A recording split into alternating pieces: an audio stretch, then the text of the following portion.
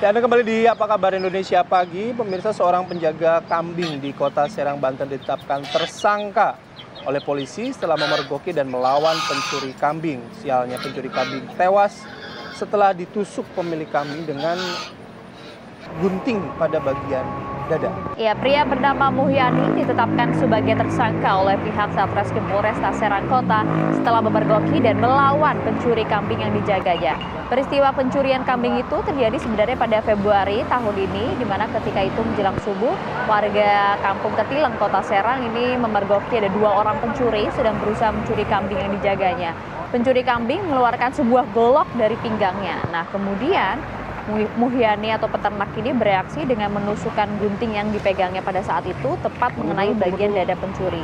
Si pencuri kemudian ditemukan oleh warga dalam kondisi tewas.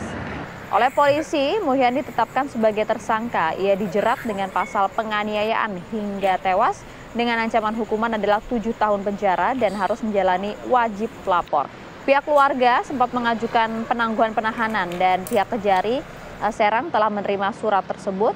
Meski begitu, tersangka Muhyani masih wajib melakukan dan juga menghadiri persidangan sebagai terdakwa saat persidangan berjalan.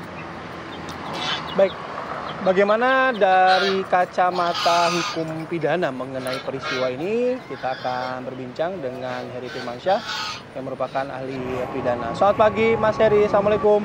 Selamat pagi Mas Heri. Ayo Mbak Maria, Waalaikumsalam warahmatullahi wabarakatuh.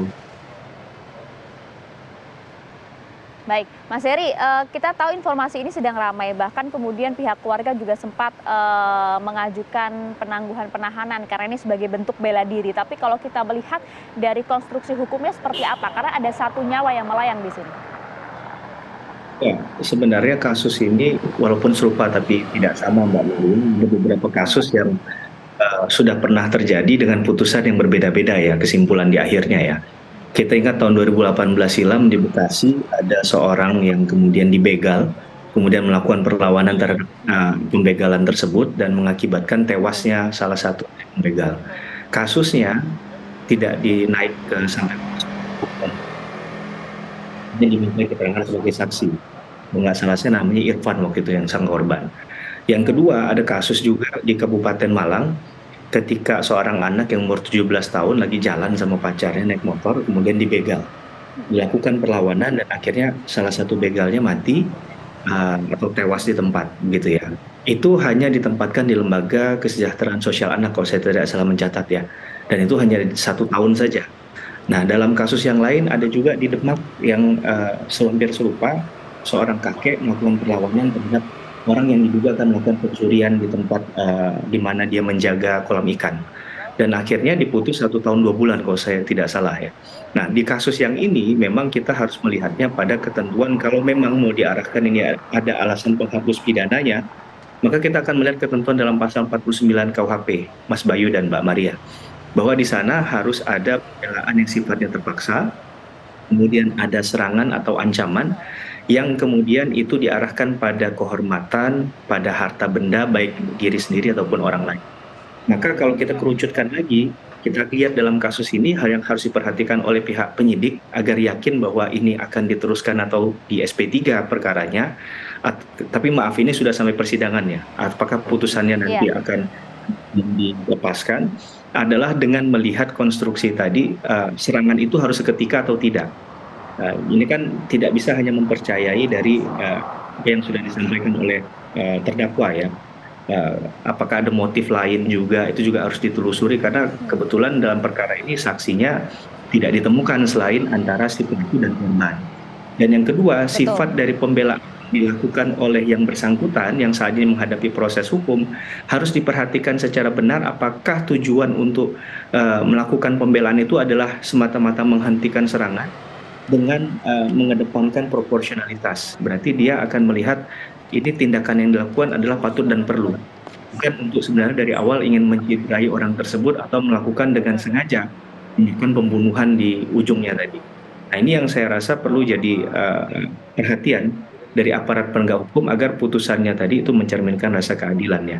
Karena tindakan pembunuhan ini kan harus kita lihat dengan motivasinya tadi, dengan niatnya tadi. Apakah dia memang murni membela diri atau ada hal lain? yang kemudian itu menjadi arahan untuk bisa membedakan antara pembelaan ini masuk pembelaan diri atau tidak. Itu Ya, ya. Oke. Mas Heri, ada yang banyak di soal juga mungkin tadi kan kalau dari Mas Heri sampaikan dalam aturannya memang sudah ada soal pembelaan diri dalam keadaan terpaksa begitu ya. Nah, ini kan jadinya penilaiannya akan sangat subjektif ya. Wilayahnya abu-abu karena dari narasi yang kita terima juga bahwa si pelaku ini merasa bahwa pencuri ini mengeluarkan golok dan akan menyerang dirinya. Memang ada jeda mungkin di situ. Tapi kan wilayah inilah yang menjadi perdebatan juga. Bagaimana seharusnya hukum di Indonesia itu bertindak dengan konteks seperti ini, Mas Heri?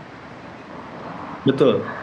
Sebenarnya kalau ini diteliti lebih jauh, kita sangat sayangkan sampai ini masuk ke proses hukum yang berkelanjutan ya.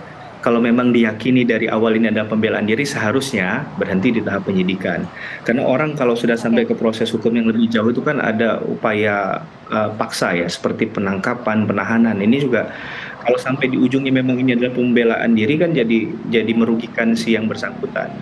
Maka tadi harusnya benar-benar dilihat apakah dari pihak yang bersangkutan tadi sebagai tersangka atau sekarang sudah menjadi terdakwa itu benar pembelaan diri atau tidak. Berarti kan akan dilihat dari ceritanya kan, kronologinya seperti apa. Kemudian bahan untuk menusuk itu didapatnya dari mana. Beda hal kalau memang itu ternyata dibawa karena mungkin sudah curiga ada orang yang akan melakukan tindakan pencurian di sekitar tempat tersebut ya. Nah ini kan bisa jadi satu hal yang dianggap hanya udah ada persiapan kah dan lain sebagainya. Ini perlu didalami tentu. Mengapa kemudian tiba-tiba bisa melakukannya dengan gunting tadi, guntingnya diperoleh dari mana? Kemudian benarkah di sekitar TKP itu ada alat senjata tajam yang dipersiapkan oleh si pelaku? Ini saya tidak dalam konteks membela kepentingan siapapun, tapi kita mendudukkan hal ini pada konteks hukum yang benar dalam konteks pembuktian gitu. Oke, Mas Heri, dan juga kalau kita melihat sejarah hukum yang terjadi seperti yang tadi Mas Heri sampaikan di awal, artinya dalam kasus serupa sebenarnya memang tetap harus diproses secara hukum karena memang ada nyawa yang melayang di sana. Paling tidak pembelaan diri ini bisa masuk dalam unsur yang meringankan begitu. Tapi Mas, pihak keluarga mengajukan penangguhan penahanan terhadap tersangka. Dalam konteks ini mungkin tidak hal itu bisa berguna bagi tersangka?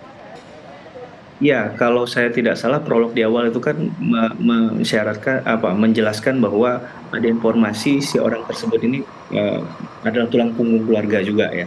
Dia adalah mungkin kepala rumah tangga yang punya beban di anggota keluarga yang mereka harus sebagai tulang punggung tadi. Maka kehadiran dia di dalam itu tidak semestinya juga harus dalam konteks penahanan yang dimaksudkan.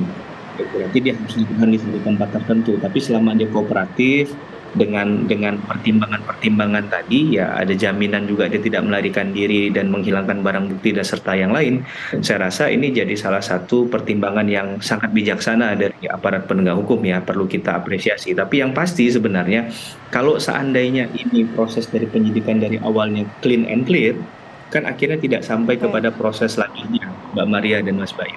Maka ini nggak akan ada persidangan, tidak sampai ada proses-proses hukum yang harus dilalui yang tidak semestinya dilalui kalau memang ujungnya adalah ada surat perintah penghentian penyidikan tadi. Karena itu bukan barang yang haram, Mbak Maria dan Mas Bayu, itu boleh saja dilakukan dengan tidak ada cukup bukti dan lain sebagainya. Itu diatur dalam KUHP pasal 109 ayat 2. Baik, terima kasih Mas Heri atas waktu dan juga informasi dan juga ilmunya ya pagi hari ini. Terima kasih Mas Heri. Selamat beraktivitas kembali. Selamat pagi. Assalamualaikum warahmatullahi wabarakatuh. Kita sama-sama nanti melihat bagaimana proses proses hukum dari peristiwa ini ya.